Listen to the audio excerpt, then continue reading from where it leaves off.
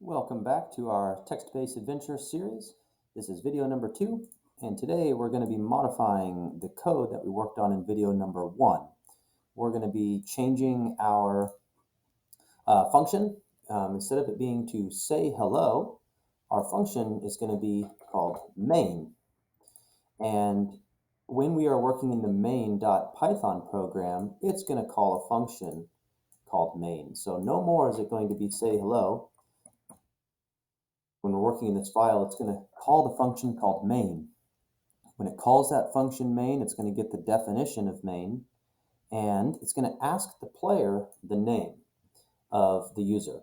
So what we're going to do in order to do that is we're going to say print input, and what it's going to do is not print the word input, but what it's going to do is it's going to make a place that the user can input based on their name.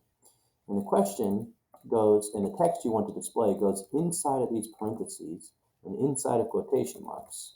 And we're going to say, what's your name? Space, and then we're going to do the little arrow to the right, just to kind of make a little symbol that the user can have as a space between the question and where they type. So let's test it out. You can click run, and there you go. So the function was called, the function called main, and it got the definition. It called on that word and said, main, what am I supposed to do? And it prints out a message that's what's your name, and it allows for an input.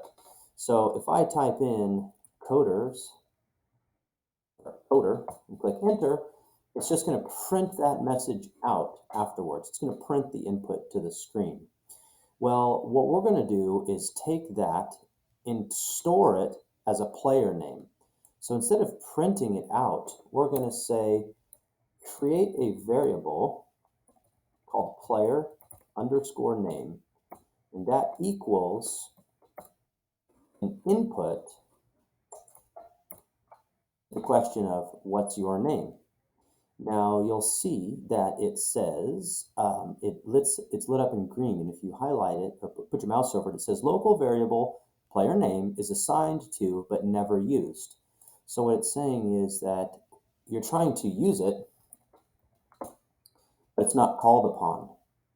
It's reminding you that, hey, you need to use it somewhere. So what we can do is after player name is defined, we give it an input of what's your name. If I type in coder, it's now player name equals coder. Well, we can print that message and say hello, quotation marks, and then a comma and a space allows us to put in that name, that variable, which we stored as player name. Now it goes away, and we can click run. What's our name? Coder. Enter, and it says hello coder.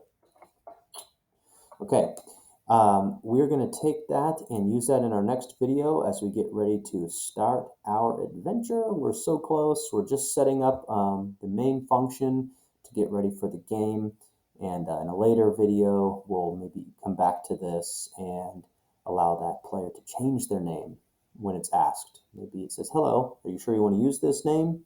Something like that. Okay, good luck. See you in the next one.